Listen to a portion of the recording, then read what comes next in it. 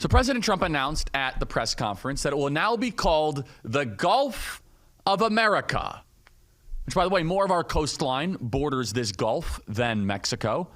Why not?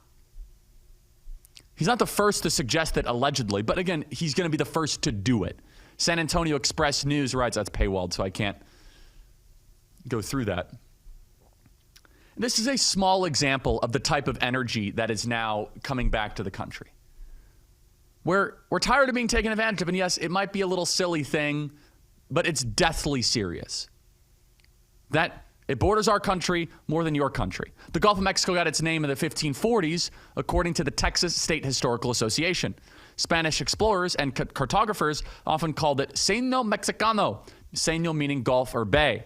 Some documents also called the body of water Golfo de Nueva España or Golfo de Mexico.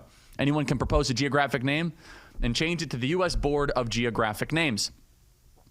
The president has authority to change it the same way that Barack Obama changed Mount McKinley to Denali. By the way, we're going back to Mount McKinley. Denali, I think, is done. I think the president has said that one before. That's ridiculous. 57, it's going to be the Gulf of America.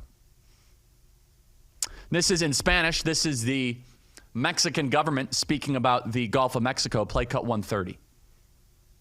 Digo, obviamente, el Golfo de México es reconocido el nombre por Naciones Unidas, un organismo de Naciones Unidas, pero el siguiente,